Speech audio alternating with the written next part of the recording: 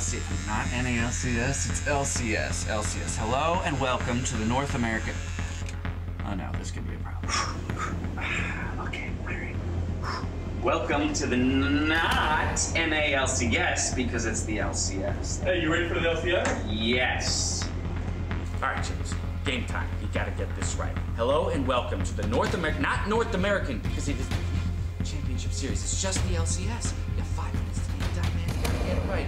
Hello and welcome to the LCS. I got it. Can we get the cameras rolling? Let's take this now. Let's take this now while I still have it. Here we go. Hello and welcome to the League North of American Championship Series. Damn it!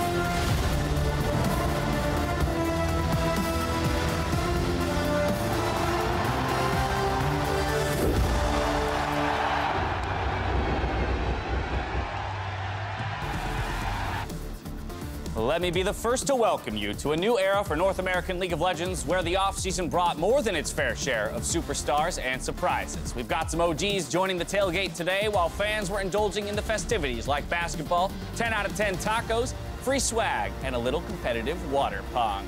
Sights and sounds of a beautiful day here in Southern California as the teams load into the arena to kick off their 2019 spring split. Every single one will be hungry to start their season off with a win, but of course, only half of them can do so. Hello, everyone, and welcome to the legendary League of Legends League Countdown, where for 30 minutes we finally get the season started and rank the off-season roster moves until the timer reaches 0 and we jump into Champion Select. I'm James Dash Patterson, joined by a face I missed ever so dearly, Sam Kobe Hartman Kensler, a face I'm happy to see. Hi, Lamb. Thank you so much for joining us here this split. And of course, Mark Zimmerman, who has a face.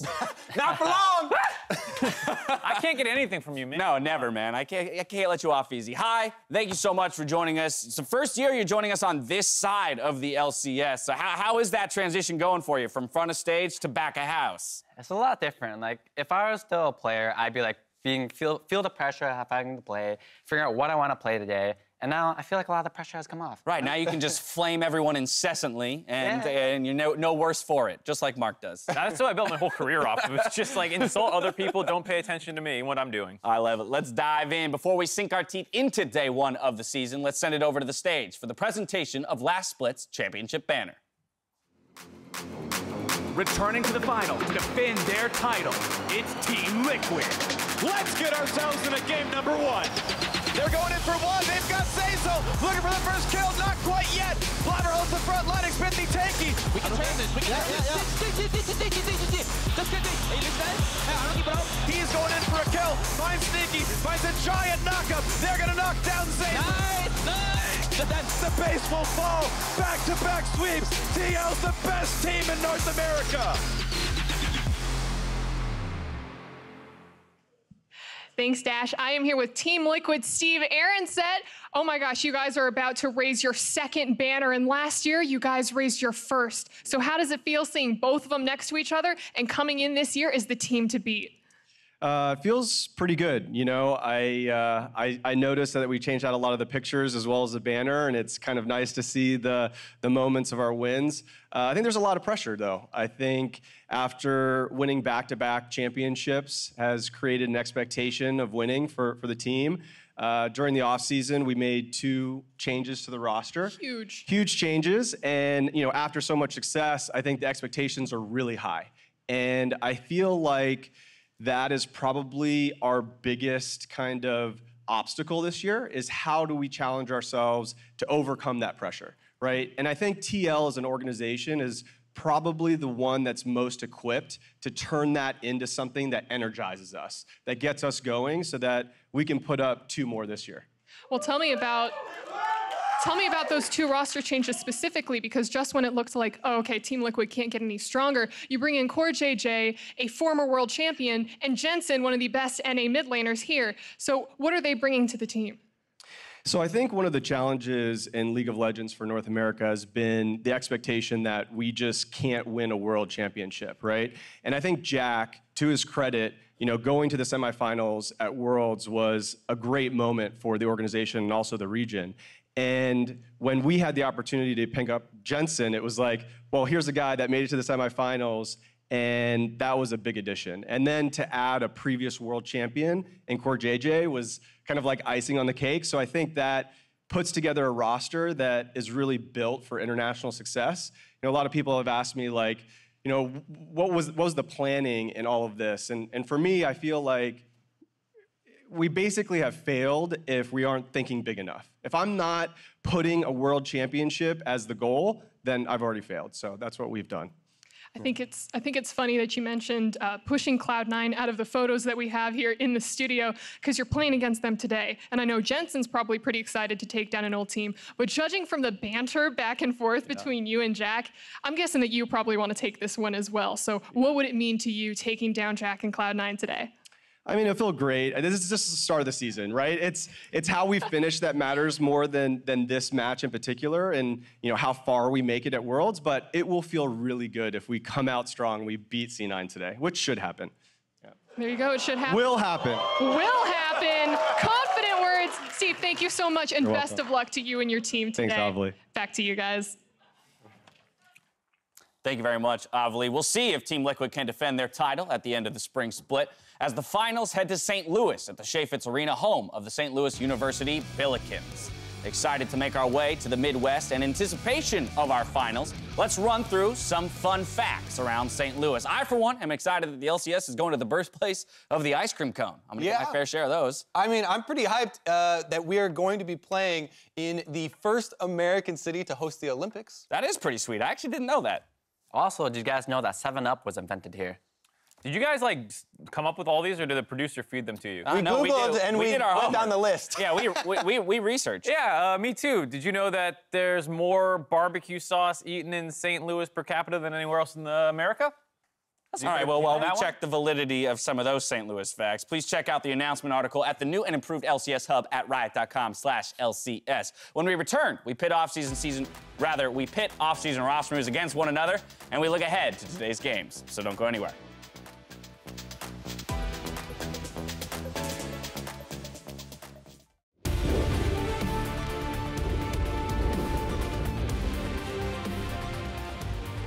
Welcome back to the LCS Countdown. We're about 20 minutes away from jumping into that Cloud9 versus Team Liquid game that everyone is so excited to see. But after North America's most impressive run at Worlds, every team entered the offseason hungry to make vast improvements. And Team Liquid kicked off the postseason or post-World shuffle with a huge set of changes. Yeah, they were hungry, and it seems like they're ready to spend again, James, because as they said, they got a world champion to go along with Doublelift in the bottom lane. Core JJ has joined the team. As you can see there, Pobelter also leaving from the mid lane. And as Steve just went over, they decided to pick from Cloud9, the most successful North American roster internationally, because they have international hopes now. So adding this power in the mid lane is going to do a lot to really change the way that this team operates. I think because it's so hype, people are just assuming they're shoo-ins for Worlds at this point, but the journey there is still a little bit up in the air because, yes, you do have all these new studs, but they also have to all synergize together, as well as the fact that you sometimes kind of see that hangover effect where because their lofty expectations are so high, sometimes they short sight on some of the steps to get there. But at the end of the day, you're taking back-to-back split champions here domestically, and you're straight upgrading on paper in two different positions. So a lot of people looking at this team to top the tables yet again here in the spring split. I want to talk about 100 Thieves, another team that impressed in the early stages of the franchise system, but again, made some big upgrades. Yeah, I mean, this team was, I think, without question, the best new franchise team. They had great finishes, both splits, made their way into Worlds as a new organization, but they were not going to rest on their laurels, and they got two upgrades, I would say, overall. Huhi coming in for Ryu is a big addition. He obviously has synergized with Afromu before. And then Bang, another world champion, making his way over to North America. Yeah, so they're stacked, and I think this is a huge upgrade for the team. I think it's also worth noting that unlike a lot of the other teams that got rid of players, Ryu has stayed on as a mid lane positional coach to help out with Prolly and the rest of the staff. So I think that's really cool. So their team now has a super strong AD carry and a super strong top laner, and they have a mid laner that's a supportive mid laner. So their team is gelled for success. They have the setup to create these win conditions either through their bot lane or their top lane, and their mid laner plays through that. So I'm really excited to see how these guys are going to do. The pieces are there. Now it comes down to the execution. Let's kind of flip the tables here. Let's talk about a team that I'm a little bit more uncertain around their offseason roster moves. Echo Fox here, trading out all 5 members of their previous roster. Right. So all 5 members of the Echo Fox members have changed. Now, Huni, Dardoch, Demonte, Lost, Smoothie, all have left. And now we have new people coming in. Phoenix, Rush, Apollo, Haku, and Solo. So we have 3 members from Clutch Gaming and 2 members that are new to the team.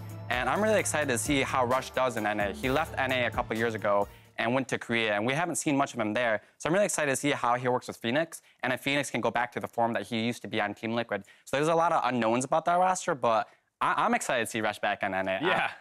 I mean, that's the big thing, is it feels like it's going to be on him and Phoenix to be the firepower for this team, because usually Solo and Apollo are seen more as supportive players. So not only are we all stoked to see Rush back from a personality perspective, but he's going to need to make moves on the Rift too. He was a dynamic player the last time he was in the LCS, but I think it's crucial to note that there is still that trio core from Clutch Gaming. So while it's an entirely new look for Echo Fox, there still is some existing synergies within that roster. Yeah, and especially Hakuo, that part of it, I think he can work really well with Rush. He's a big playmaker, and if Rush has more people making plays behind him, then it looks better. Absolutely. Well, in previous years, we've done our best to predict not only the end of split rankings for the teams, but when they'll rise and fall throughout the 9 weeks of the regular split. So this year, we decided to introduce a new game to follow these trends, the LCS stock market. I'm so excited for this segment, James. Okay. Me too. All right, so we kind of gamified this. What you see behind us here is an ELO system essentially created by our stats team. What we did is we took all of the players from Summer Split. We assigned them an ELO of 100 at the beginning of the split. We let that play through the results of 2018 Summer, and then applied the roster moves. It spat out these numbers.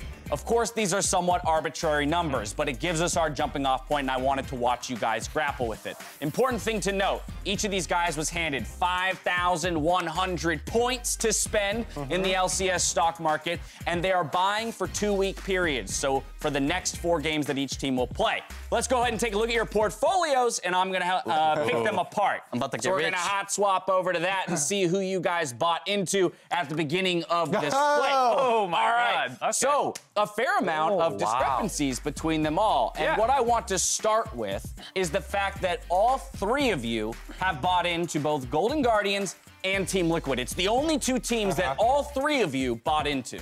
Yeah, so obviously, as the person who spent the most on it, I'll hop in here. I think Golden Guardians are undervalued. It's the 3rd to last team right now, but I think everyone had them in top 5-ish, or at least playoff contention in their own individual power rankings. And their start of the split is still a little difficult. It's not like a ton of easy teams, but because they're so lowly rated, even if they go 2-2, as long as they beat some people above them as well, their ELO rises, and hopefully we get some value out of them there. Yeah, there's 2 main things you're balancing in this game. One is, of course, these 2018 rankings, and the other one are the matchups that they have in the first 2 weeks. North America does a lot of difficult matchups where the top teams play each other. So we all had faith in Team Liquid. Like, we know that, like, this is an extremely good roster. However, since in the first week they're playing a lot of the other top 4 teams, like 100 Thieves, Cloud9, and TSM, not all of us wanted to go super hard into spend a lot of money on them. I'm going to get to you and 100 Thieves in just a moment, but before I do that, I do want to talk about TSM, because that's week one that what are you doing, dude? That the 2 of you align on. You guys are heavily invested. This was a big one for me. The matchups that they have in week number 1, as well as being rated kind of in the middle here. I've heard a lot of really good things about them from preseason stuff. Okay. Just like, you know, these are always rumors. Scrim results. Scrim results. Oh, yeah. I knows very well how far to trust scrim results. But that led to this. It was a lot because of the matchups, though. Yeah, be careful. I'm going to have to call you on insider trading here if there's too much of that backhouse stuff. No, I'm just kidding. I can't admit it. If we heard. But yeah, the matchups are the big thing. The same way that we're saying Team Liquid and some of these other teams are playing a lot of other playoff contenders, I don't feel like TSM's roster is quite as difficult, and they're already kind of in the middle, so that's a decent evaluation of where they should be, and they should go up from some early wins. But now, talk to me about you indexing into 100 Thieves, whereas these 2 guys are staying clear. Right, I talked about it earlier, how I'm really excited to see how that team works with the hard carry top lane and hard carry bot lane, and bringing a Hui in to really help accelerate them to carry. And I'm feeling 100 Thieves. I don't know what you guys are doing, but I'm gonna have to say, this looks like a mistake from your guys' end. I think that they are really undervalued, but they have the hardest schedule, for the first 2 weeks of any team for the first 2 weeks. And that is why I shied away from it. They are playing every other team that I have in the top. But it also means that there are big gains to be made. Value, right, value. They do well. They go way up. I have to have faith in them. I do think committed. that they are super underrated on this list, though. That's why I put Echo Fox as just like, give me 1 point of the last place team. Let's see if it goes up I love a lot. it. Yeah. For me, the most telling aspects of this is the fact that all three of you chose TL stock, which even being the highest price just means that you guys have such confidence in this roster's ability to pick up wins over the course of the split that they will still inevitably rise in value. And then the fact that you all indexed into Golden Guardians means that we feel they're the most undervalued team and therefore have the most growth to attain. There you have it. Please play along at home, if you will. We're going to do this in 2-week increments. So again, they're sitting on these picks for weeks 1, week 2. We'll revisit in week 3 and give them an opportunity to swap out some of their stocks. In just about 10-ish minutes, the rank 1 and 2 teams, Team Liquid and Cloud9, will face off. To give us a preview of that clash, though, we're going to gather some thoughts from the casters. Casters, get out there. Go, Kobe, go, go, go. Thank you very much, Dash. Hey, what's up, Kobe?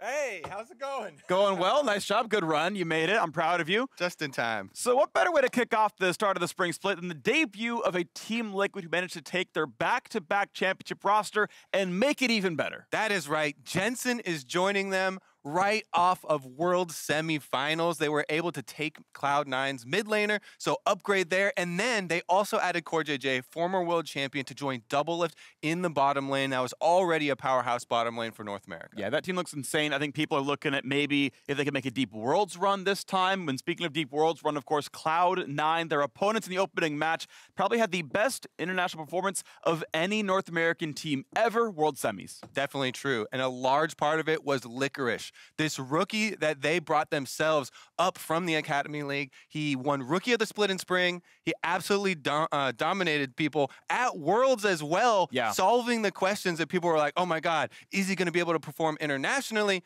Well, the answer is yes, definitely Worlds caliber player. Niski, the other guy coming in for Cloud9 to try and fill in Jensen's shoes, though, does have some more questions. He's actually been in North America before. He had some time on Team Envy. It didn't inspire as much confidence, so he's definitely going to have a high bar set for him. Yeah, I think Niski is a solid player, but certainly not to the level of Jensen, at least not just yet. We'll see in a year or so, or maybe he can step up right now today. Of course, we can't wait to jump into Champion Select, but until then, we're taking a short break. When we return, Dash and the analysts share their thoughts on the Summer Finals rematch in Game 1. Don't touch that browser. There's no year where I go in thinking, like, this isn't the year. It's hard to do better than we've already done, or I've already done, because TL's won the last 2, so... Back-to-back sweeps! TL's... If we don't win this year, then it would be a failure. What World showed me is that no matter how big the stage is or how many people are watching, I can beat anybody. Licorice solo carrying this game! Once our roster was announced and I found out who my teammates were, I felt like immense pressure on me. A lot of them had made it to Worlds, Froggen's Froggen. I don't really think anyone forgot who I am. Oh, Froggen, what a beast! I gave a lot of things to come here, and none of that paid off. This year can be like the year to make up for it. The fans have a lot of doubt to like us, but I know for a fact that we're going to do really well this year. I'll make it happen. Wild Turtle got a solo kill! This year is not only about me, it's about the team. We're not the same CLG we were last year, so I'd say have some faith in us. Last time when I was here, I got MVP. I'm gonna show them I can do it again.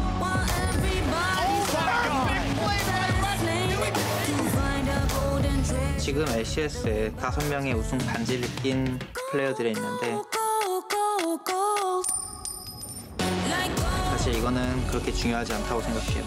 지금 LCS에 필요한 거는 월드 우승팀이고 그 팀이 바로 팀 리퀴드가 될 거예요. 포기할까 말까 고민을 하다가 포기하지 않고 새롭게 시작하기 위해서 여기에 지금 왔습니다. Expectations are a lot higher this year. Looking forward to winning.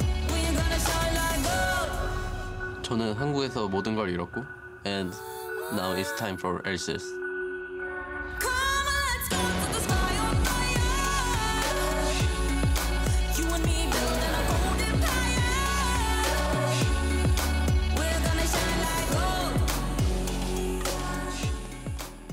Welcome back to the LCS Countdown, about 5 minutes away from Champion Select for Game 1. And while we're certainly excited for Team Liquid versus Cloud9, don't let Game 1 overshadow the fact that we have plenty of hype matchups today. Game 2 has 100 Thieves introducing Bang to the LCS versus a TSM embarking on a new era for the org.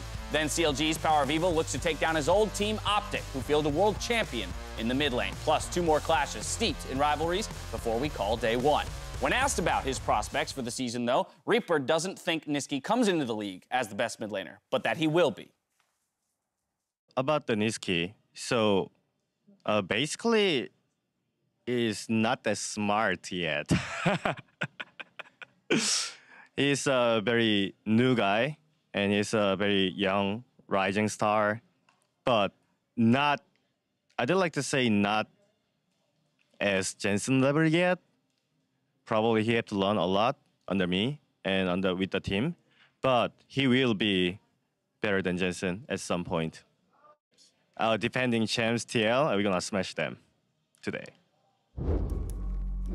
I feel like every time there's a Reaper interview about his players, it's always like, oh, they don't have good brains. They're kind of dumb. They need to learn everything. That's his #1 point for every player he talks about. Well, that's what a coach is for, right? To make them smart and learn how to play the game. Well, and it points to the fact that Cloud9 is the org most willing to bring in green talent, fresh talent, and say, hey, they're not a fully fledged diamond yet, but we can kind of cut and mold them into that. So he has high hopes for Nisqy's prospects throughout the season. To get a reminder of the players taking to the stage, let's look at the starting lineups for Cloud9. They've got Licorice, Sven Skaren, Nisqy, Sneaky, and Zeyzal. Yeah, and if you're wondering what they're trying to spell out there, we went ahead and helped you for the first matchup against Team Liquid. Graphics team. TL sucks. The meme team remains true to their name here in Cloud9. But hi, I actually want to talk about that because with Nisqy, a younger player, fresher player with a lot to learn. He's coming into an org that is known for winning here in the North American LCS, and he's filling big shoes in Jensen. But what can that kind of meme team environment do to maybe alleviate some of the pressure and help him adjust to this region? For players that are import players coming from Korea or Europe or wherever, it's important that they feel comfortable here. So having a team that is able to joke around and kind of make you feel at home is really important to the longevity of like how he does. So it's definitely a good thing. Yeah, but is there like a double-edged sword to that? Like where can that bite you? Or is there a time when it goes too far? Right, so they'll just have to create a line where professionality and memeliness, right? So everyone is here to win, and obviously he is as well. So they need to draw the line of what's meme and what's professional. All right, well, while it could never be said that Game 1 will determine who won the offseason, fans of both teams will be hungry to see who comes out on top in that mid lane matchup. We have Nisqy versus Jensen. Yeah, and you even heard Reaper himself kind of admitting that, like, coming in, he's probably not a one-to-one replacement, for Jensen. Jensen is a complete stud, but you need to remember that this is not the exact same Nisqy that we last saw in North America. He did go overseas, back to Europe, and played on Splice, and was a huge factor in that team's improvement, and their success. And I think while the numbers might not be like the splashiest, you can't deny how important he was to that team's success. Yeah, we have to remember it was a short stint on Envy. He shared time with Ninja in the mid lane. Hi, you actually played against the guy, so I wanted to get your thoughts on him as a mid laner back then, understanding that we're a few years removed from that. Right, well, I hope he doesn't hate me, but I'm going to have to say it wasn't very memorable. So it has been quite a long time, and there's a lot that has changed since then, right? He has a stronger team. He went to Europe and trained and played against all these top-tier caliber mid laners. So he's a lot stronger than he was back then. I'm looking forward to see how he's improved since then. Yeah, it will be interesting to see what the Cloud9 roster behind him will unlock or allow him to do in terms of his growth. Well, one player who made his name known in his rookie year of pro play was Licorice, who did in 1 year what Doublelift has been trying to do for about 8. Made it to a world semifinal. It's absolutely crazy when you think about Licorice's career trajectory. 1 year ago, playing his first LCS game, and not even 365 days later on that stage and knocking Korean teams out of the worlds and being a major factor in why they were able to do it, not just tagging along for the ride. Of course, while Doublelift hasn't had the international success, he has had the domestic success that Licorice hasn't. But what I think is interesting here is that the caliber of teammates around Doublelift on this TL roster has never been higher. He has his best opportunity to make something happen. Right, and at this point, he just has no excuses for performing internationally, right? To be fair to him, NA as a whole has never done international success that well. So he really needs to step up and like show the world what he's worth, right? Yeah, I think it's a good point that like NA had never really had like that champion that was like, this is the guy who smashes Koreans for us. But now that one has kind of emerged in an organization in C9, well, they've always kind of been the best at it, but now especially making semis, it's kind of like, well, if Doublelift is supposed to be the protagonist and hero of the LCS, why hasn't he been able to do it yet? So this roster is the no more excuses roster for Doublelift. All right, well then in reference to this first game of the day, I do want to talk about some win conditions with these roster moves in mind and whatnot. Mark, we're going to start with you. TL, how did they come out with the first victory of the split? So for me, the first thing to do is pick one of the kind of safe bruisers in the top lane. I'm lumping Sion in there just so it fits nicely in the graphic. But any of those kind of safe, autonomous picks in the top lane that don't lose that hard, because I think Licorice versus Impact is a scary matchup for Team Liquid. Power pick in the bot lane, preferably Lucian for Doublelift. There's a couple strong meta marksman picks like the Kai'Sa and the Ezreal that he can go with as well. And then finally for me, they are on blue side, so I don't think they'll get counter pick in the mid lane, but save Jensen's pick for as late as possible and hope you get to see what Niski's playing to try and abuse the rookie. When you talk about a bot lane priority pick, would you pick it as high as the very first pick in the draft, or? No, I don't think there's really a marksman worth first picking right now. Maybe like 2-3. Yeah, but in the first phase, get it so that way you're saving your later picks in the second phase for Jensen. Hi, what's the response for C9? So I think it really comes down to one thing for C9 to pull ahead. It's going to be really important to have their jungle control and Svenskeren control the pace of how Xmithie does. And really it comes down to me, like how Niski does versus Jensen. If they'll be able to create the synergy between Niski and Svenskeren, and if they can carry that into the other lanes, transition that pressure into bot lane, transition that pressure into top lane, because I don't think there's a clear difference in the terms of power level for bot lane and top lane. Maybe as the season goes on and Doublelift gets more synergy, maybe, but for now, I think it's just going to be dependent on the mid and jungle. Well, the win conditions are laid out for our first game of the season. Both teams hungry for that W. Let's send it over to the Battle Arena so we can kick off the 2019 season.